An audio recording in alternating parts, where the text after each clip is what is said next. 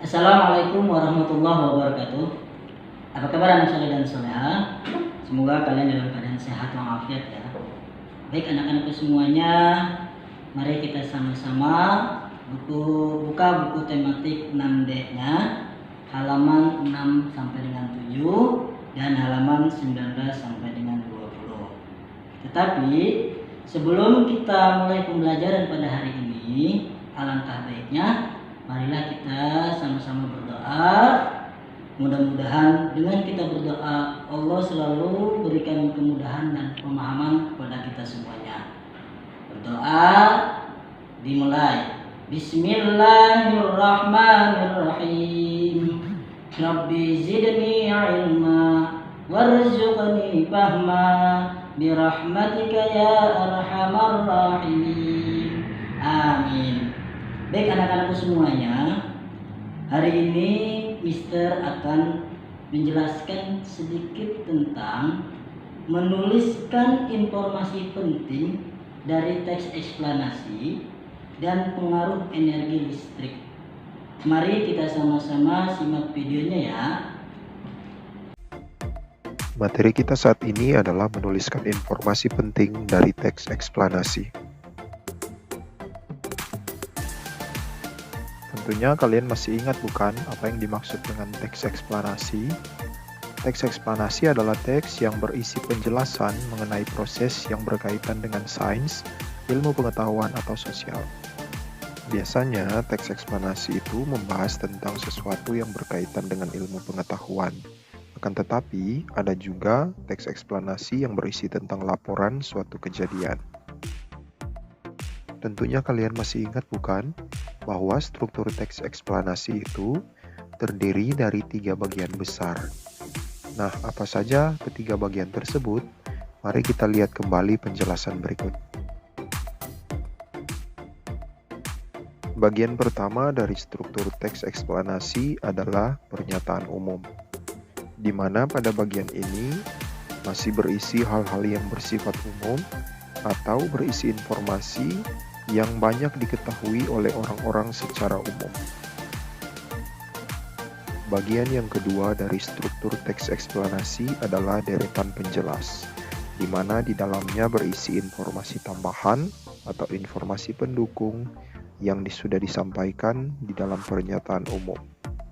Jadi informasi yang disampaikan dalam deretan penjelas merupakan lanjutan dari informasi yang disampaikan pada bagian pernyataan umum.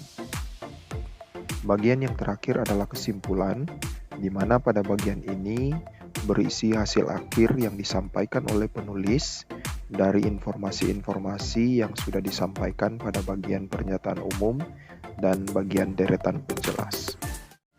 Nah, untuk lebih jelasnya tentang bagaimana cara kita menentukan bagian pernyataan umum, deretan penjelas, dan kesimpulan dari suatu teks, mari kita ikuti penjelasan dari teks eksplanasi berikut dengan judul Mencari Informasi Lewat Radio. Nah, kalau kita melihat bagian dari teks ini, di dalamnya masih terdapat informasi-informasi yang bersifat umum yang disampaikan oleh penulis yang berhubungan dengan pokok pembahasan, yaitu radio. Maka kita bisa simpulkan bahwa bagian ini merupakan bagian pernyataan umum dari teks eksplanasi tersebut. Pada bagian yang kedua ini, kita bisa melihat bahwa informasi yang dituliskan oleh penulis tentang radio itu sudah lebih bersifat khusus, di mana pada bagian ini sudah menjelaskan siapa dan bagaimana radio itu bisa tercipta. Intinya pada bagian ini, penulis sudah memberikan informasi yang lebih rinci tentang topik yang dibahas. Maka bagian ini bisa kita tentukan sebagai bagian deretan penjelas. Nah, pada bagian terakhir ini, kita bisa melihat di situ berisi kesimpulan yang disampaikan oleh penulis berdasarkan pembahasan yang sudah dijelaskan pada bagian pernyataan umum dan deretan penjelas, dan juga berisi motivasi dan pesan yang disampaikan oleh penulis berdasarkan topik yang dibahas. Maka bagian ini bisa ditentukan sebagai bagian kesimpulan dari teks eksplanasi yang dibahas. Nah, itulah penjelasan tentang bagaimana cara kita menentukan bagian-bagian dari teks eksplanasi.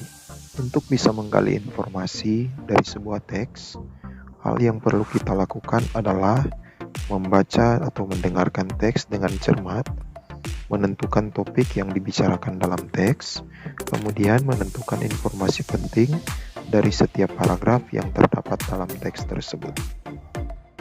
Nah, untuk informasi penting yang sudah kalian dapatkan dari teks tersebut, bisa kalian tuliskan menggunakan kalimat sendiri. Namun, kalian harus memperhatikan keefektifan kalimat atau harus dituliskan dengan menggunakan bentuk kalimat efektif.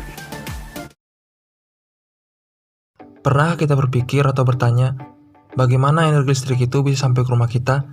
Bayangkan aja, bila tidak ada listrik, maka kita tidak dapat mencarga HP kita tidak dapat nonton TV, tidak ada lampu yang menerangi kita, bahkan kita juga akan kepanasan karena tidak ada energi listrik yang akan menggerakkan AC atau kipas kita. Nah, di video kali ini, kita akan membahas bagaimana energi listrik itu bisa sampai ke rumah kita. Kita simak videonya sama-sama ya. Seperti yang kita ketahui, energi itu tidak dapat diciptakan atau dimusnahkan. Namun, energi itu dapat berubah dari satu bentuk ke bentuk energi yang lain. Sama halnya dengan listrik tersebut. Energi listrik tersebut dihasilkan dari pemanfaatan energi yang dihasilkan oleh alam, seperti arus air yang dibutuhkan PLTA untuk menghasilkan energi listrik, panas bumi yang dibutuhkan PLTG untuk menghasilkan energi listrik, batu bara yang dibutuhkan PLTU untuk menghasilkan energi listrik, dan masih banyak sumber energi lainnya. Dan untuk sumber energi yang kita bahas kali ini adalah dari arus air. Yang pertama-tama, arus air mengalir di bendung di suatu waduk atau bendungan dengan jumlah yang besar. Aliran ini kemudian digunakan untuk memutar turbin. Setelah itu, turbin tersebut akan berputar yang turut juga akan memutar generator. Nah, di sini telah terjadi perubahan energi dari aliran air menjadi energi gerak yang memutar generator. Di generator, energi gerak tadi diubah menjadi energi listrik. Bagaimana generator tersebut mengubah energi gerak tadi menjadi energi listrik? Generator terdiri dari dua buah magnet dan sebuah loop penghantar. Generator memanfaatkan fenomena yang bernama induksi. Dalam fenomena induksi, perubahan fluks medan magnet yang melewati loop akan membuat elektron bergerak. Dengan kata lain, menimbulkan arus. Arus ini bersifat bolak-balik yang dikenal dengan nama alternating current atau AC. Seperti itulah cara bagaimana generator mengubah energi gerak menjadi energi listrik. Generator tadi menghasilkan tegangan 6 kV sampai 24 kV. Tegangan tersebut akan disalurkan ke gardu tegangan ekstra tinggi. Di gardu ini terdapat trafo step up yang berfungsi untuk menaikkan tegangan menjadi 500 kV atau tegangan ekstra tinggi. Tegangan ekstra tinggi tersebut akan ditransmisikan menggunakan saluran udara tinggi atau saluran udara ekstra tinggi yang sering kita dengar dengan nama SUTED. Alasan menaikkan tegangan menjadi tinggi agar listrik yang melewati perjalanan yang sangat jauh bisa menurunkan rugi-rugi daya akibat perjalanan jauh tersebut. Tegangan tinggi tersebut akan ditransmisikan lagi ke gardu induk dengan trafo step down-nya. Kemudian tegangan tersebut diturunkan menjadi tegangan menengah sebesar 20 kV. Kemudian akan didistribusikan menggunakan saluran udara tegangan menengah. Tegangan menengah tersebut akan diturunkan lagi tegangannya dengan trafo step down. Kalau kita perhatikan tiang listrik di dekat rumah kita, biasanya ada beberapa trafo step down yang menurunkan tegangan 20 kV tadi menjadi 220 volt atau sampai dengan 380 volt, yang mana tegangan ini akan didistribusikan ke rumah kita untuk kita gunakan dalam kehidupan sehari-hari.